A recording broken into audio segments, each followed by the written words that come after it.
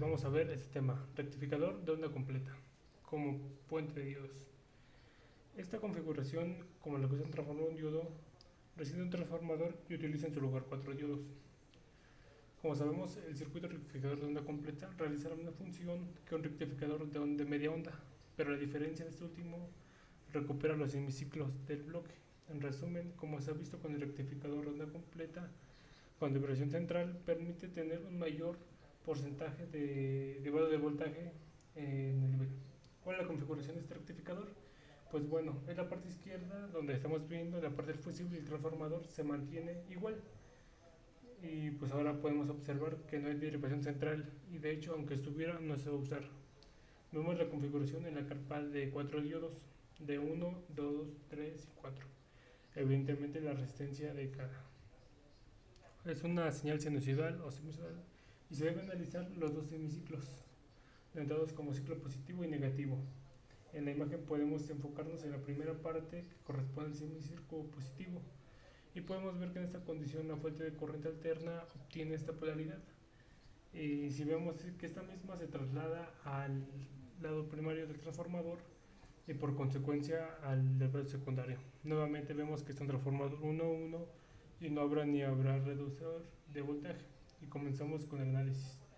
Esta polaridad que tenemos en las salidas del transformador va a empujar la corriente hacia este nodo que vemos o el punto que se marca en el circuito, de tal manera que la corriente solamente tendrá opción al desplazarse por D1. ¿Cuál es este motivo? El potencial positivo que aparece en esta zona permite que este diodo pueda polarizarse en directo y también al mismo tiempo el diodo D3 estará polarizado en inversa.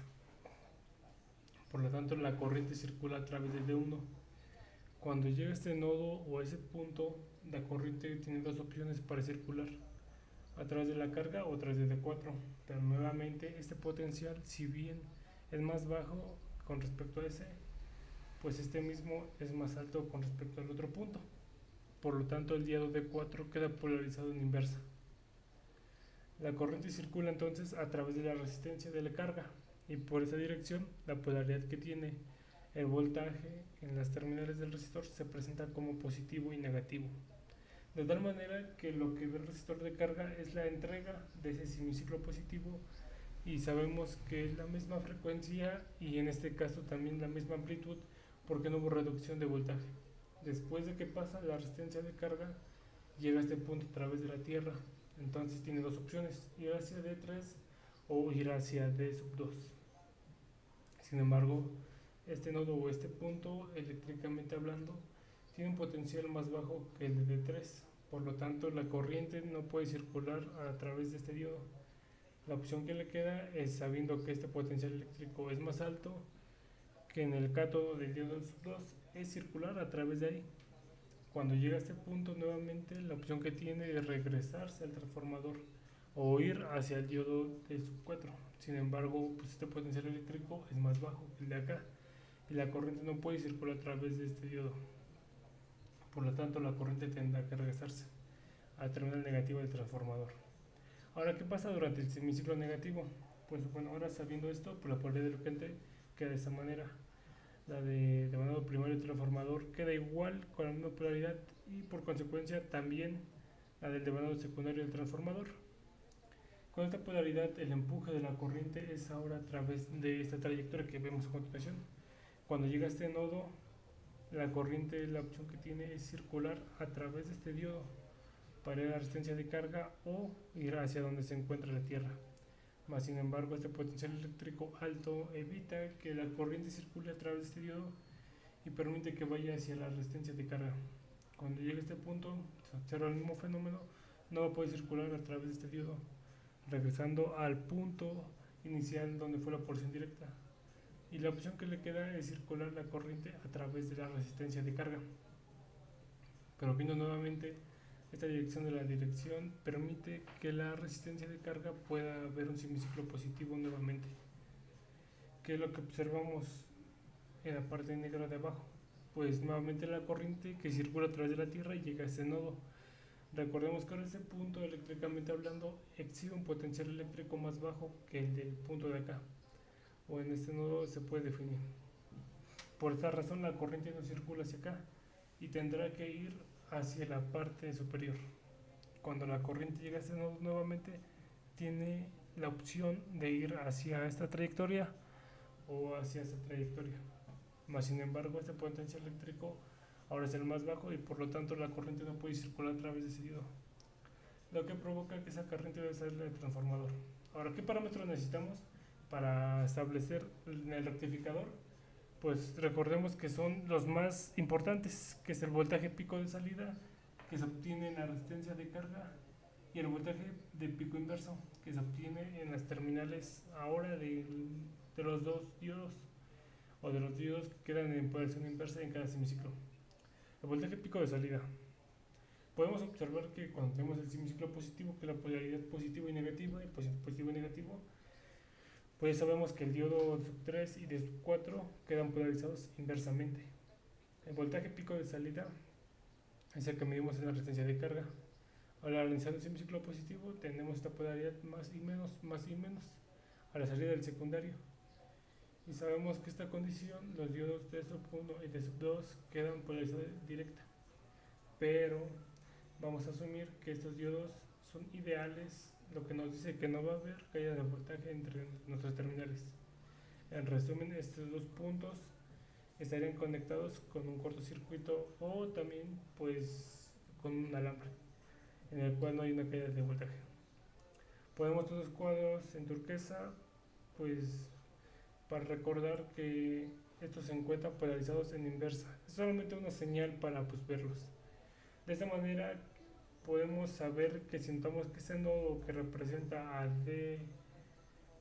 punto de acá del transportador con el lado positivo puede ser también el de abajo, porque es como si el diodo pues ya activara, solamente fuera un conductor eléctrico, por lo tanto el potencial eléctrico pues corresponde al potencial positivo y pues representan lo mismo. Ahora, ¿qué pasa con el otro extremo de la resistencia? Que es donde vamos a medir el voltaje pico de salida. Pues nuevamente sabemos que se mide de ese punto que es la Tierra, que representa ese de acá y que también representa a este punto de acá, y pues normalmente esos diodos de dos caen directa, prácticamente es el mismo. Entonces podemos decir que lo que se mide aquí en este punto donde está la Tierra pues es lo que midimos en la terminal de esta parte de un lado del transformador, y como sabemos la polaridad es negativa. Por esa razón el voltaje pico de salida para cuando se usa en el modelo de diodos ideales pues es igual al voltaje pico del secundario. Pero ahora si usamos diodos reales pues tenemos que tener en cuenta que en esos puntos no se pueden considerar como el mismo. Por lo tanto vamos a restar la caída de voltaje a este caso y consideramos el voltaje eléctrico de acá, pero no acaba ahí. Ahora la terminal negativa de la resistencia que corresponde a la Tierra, que está conectada a este punto, y ahí sí se ve el mismo punto, pues tendríamos que también restar la caída en este segundo diodo, que para esta polaridad quedó en directa. Por lo tanto, pues es natural entender que ahora el voltaje que ve la carga será sí el voltaje pico del secundario, pero hay que restar las dos caídas de voltaje que tenemos en los de sub 1 y de sub 2. Ahora el pico voltaje inverso. Pues ahora sabemos que este voltaje es el que aparece entre las terminales de los diodos que quedan en polarización inversa. En este caso se está abordando el semiciclo positivo con esta polaridad de positivo y negativo a la salida del transformador. Y ahora asumimos que nuevamente estamos usando diodos ideales. Por eso en sub 1 no aparece ningún voltaje ni tampoco en sub 2. Con esta polaridad nosotros recordemos que en el semiciclo positivo dijimos que esta terminal podría representar la terminal que aparece en la parte de arriba, y que esta terminal pues en la parte de abajo representa la terminal negativa a la que está conectado el transformador. Pero bueno, ahora pues queremos saber el pico inverso de las terminales del diodo, y este punto será la misma que tenemos en esta parte, y en la negativa es la misma que tenemos acá, y pues son lo mismo. Entonces esto nos da a entender que el voltaje pico de salida del resistor de carga es el que se vería entre las terminales de estos diodos que quedan en polarización inversa. Lo mismo se asume para el caso de arriba, el diodo de sub 3, que es lo mismo. Ahora, si asumimos que tenemos diodos ya no ideales ni prácticos, ideales o reales, pues en este caso ya no se puede establecer que estos puntos son los mismos y que pues ya no se puede asumir que ambos son iguales. Más sin embargo, no es difícil ver cuál es el voltaje de pico inverso que aparecerá entre las lados de los diodos polarizados en inversa. Pues ese pico inverso se mide de la fórmula que vemos aquí, que es la terminal del cátodo y del ánodo de estos diodos que está en inverso. Y pues podemos ver la fórmula abajo. Este nodo que está señalando representa a esa terminal en la carga. Y del otro lado, de D4, pues vemos que está conectado hacia ese nodo, en la terminal del ángulo del D4, que sería la otra terminal donde mediríamos ese voltaje de pico inverso. Si seguimos la trayectoria, vemos que después de este punto aparece ese diodo, que de hecho está en polarización directa. Continuando, pues vemos este nodo, pasamos a la Tierra y por último regresamos a la Tierra. Y vemos que entonces el circuito ya pues se cerró. Entonces este diodo pues queda anotado como el sub 2 y específicamente pues si se toma sabiendo que es el mismo punto y son los mismos y si se pasa a este lado pues notaríamos que bueno, vamos a anotar lo siguiente: